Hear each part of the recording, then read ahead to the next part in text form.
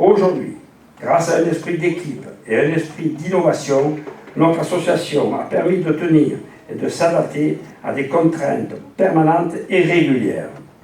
2012, notre service fonctionne sur toute l'agglomération de Marseille, avec un capital de 150 000 heures accordé en grande partie par le Conseil général et d'autres caisses telles que la CARSA, la CPAM, la DIS. 200 aides à domicile font partie de ce service avec des contrats de travail allant de 50 heures et 130 heures par mois. La notoriété et le travail sérieux de son assistance sont reconnus, ce qui nous a permis d'aller plus loin et d'augmenter notre potentiel de travail. Dans cette même année 82, la Direction départementale des affaires sanitaires et sociales, DAS, qui existe aujourd'hui à travers l'Agence régionale de santé ARS, accorde l'ouverture du service de soins infirmiers à domicile, SIAD, pour une capacité hôtelière de 20 places, réservée aux personnes âgées sur les 10e et 11e arrondissements de Marseille. Très rapidement, ce service s'étendra à 35 puis 45 pour atteindre ce jour 73 places, étendues au 3e, 8e, 9e, 10e et 11e arrondissement. En 1997, viendra la création du SIAD-SIDA. Aujourd'hui, ce service peut prendre en charge 7 patients sur toute l'agglomération marseillaise. L'ensemble de ce secteur a permis la création de 20 emplois composés de 2 infirmières chefs, d'un infirmier et de 15 aides-soignantes et d'une secrétaire administrative. Cette combinaison supplémentaire a été déterminante pour nous. Nous avons installé une relation de proximité et de complicité avec notre clientèle privilégiée et accepté l'innovation. En 1984, Soins Assistance prend de l'extension avec la mise en place à Marseille d'un service précurseur d'hospitalisation à domicile. Accorde 40 places et très vite 20 places supplémentaires. Enfin, en 2007, Madame Romandolé et moi-même recevrons l'accord pour l'ouverture d'un service d'hospitalisation à domicile de 40 places pour intervenir sur les communes de Martigues et du Pourtour de l'étang de Berre. Nous avons pris le temps pour trouver la bonne formule. La ténacité et le travail finissent toujours par concrétiser nos projets en cours. Aussi, nous sommes fiers de l'avancée de l'HAD de Soins Assistance qui comptabilise 100 places et emploie 127 personnes.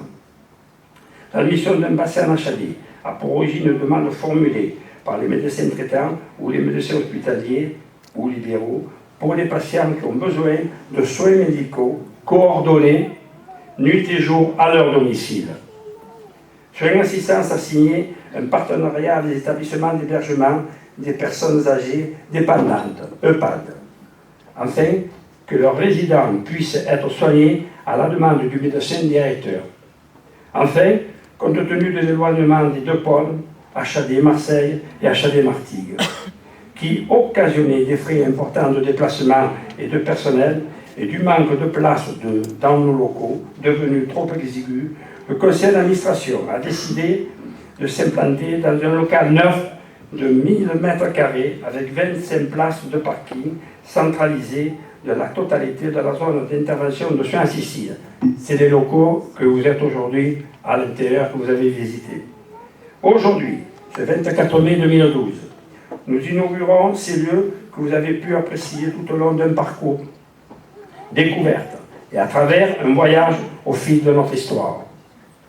Notre association se souvient de ses débuts, à tout ce personnel qui l'a accompagné, qui s'est pressé pour le rendre plus fort et plus apprécié. Elle jette un regard vers les anciens, dresse un bilan de leur action en sa faveur, et pille du coin de l'œil la trajectoire des jeunes et guette leur élan. Elle règne au cœur de ces hommes et de ces femmes qui l'ont édifié, protégé et adulé. Son nom, son assistance, rayonnera encore dans les années à venir. Ceux qui prendront soin d'elle ont été nommés en 2011. Madame Romandolé, directeur administratif, présente dans la structure depuis 1990, et Monsieur le docteur Bruno Crovy, directeur médical, assidu depuis 2010. L'association a connu en 2008, 2009 et 2010 des difficultés, mais à l'heure où je vous parle, j'ai le plaisir de vous informer que le bilan 2011 donne un résultat positif. Cet élan se confirme en ce premier trimestre 2012. Je profite de cet instant pour vous faire part, à vous, personnel, cadre, administratif et de terrain, de ma reconnaissance pour le travail accompli. Bien sûr, nous avons encore des efforts à fournir. Nous continuerons dans nos investissements en restant vigilants. Notre ambition est d'être au service des femmes et des hommes qui nous font confiance, de les protéger et de les aider durablement, de répondre à leurs besoins et exigences avec coordination et qualité. Pour réussir, mes amis, nous pouvons retenir 3 formules qui appartiennent à Montesquieu: voir, c'est savoir; vouloir, c'est pouvoir; oser, c'est avoir.